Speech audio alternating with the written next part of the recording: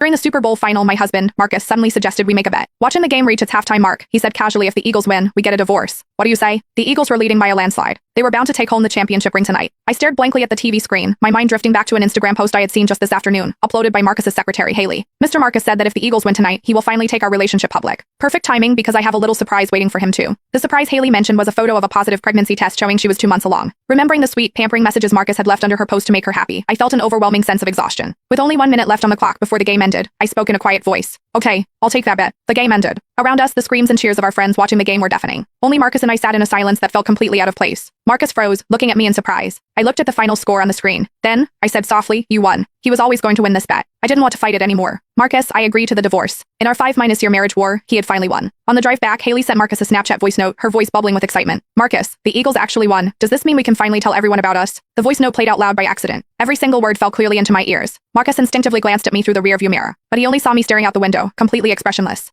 He cleared his throat. It was just a random bet before the game started. I was just trying to make her happy. But, Marcus paused, his tone turning somewhat indifferent. Since I've been with her for so long, I guess it really is time to marry her. I gave a quiet have your lawyer draft the papers. Seemingly not expecting me to agree so easily, Marcus was slightly taken aback. Then he said, there's no need to rush it like this. I met his gaze calmly. We wouldn't want to delay your big announcement. It's better to sign the papers as soon as possible. After all, she's been waiting quite eagerly. I wasn't lying. Haley had been with him for 3 years, but she had never gotten the chance to show him off publicly. As long as Marcus and I were married, he couldn't bear to let Haley be labeled a homewrecker. Marcus stared at my face, trying to read my expression, but I was too exhausted. I just closed my eyes. I didn't want to say another word. As we neared the house, Marcus suddenly said, the power went out at Haley's place. She's terrified of the dark. I need to go over and keep her company. Okay, just drop me off at the next intersection, I said, not even looking at him. I was already too used to this. Marcus hesitated. Only after I stepped out of the car did he say, I might not come back tonight. I nodded, my face completely calm. Okay? After Marcus's car drove away, I stood on the sidewalk for a while. My phone buzzed. It was a Snapchat message from my best friend, Amber. Did you and Marcus leave early? I can't find you guys at the party. Marcus had hesitated for a long time about coming to this game tonight. Maybe out of guilt or maybe remorse, he had still ended up coming with me. I replied to Amber. Yeah.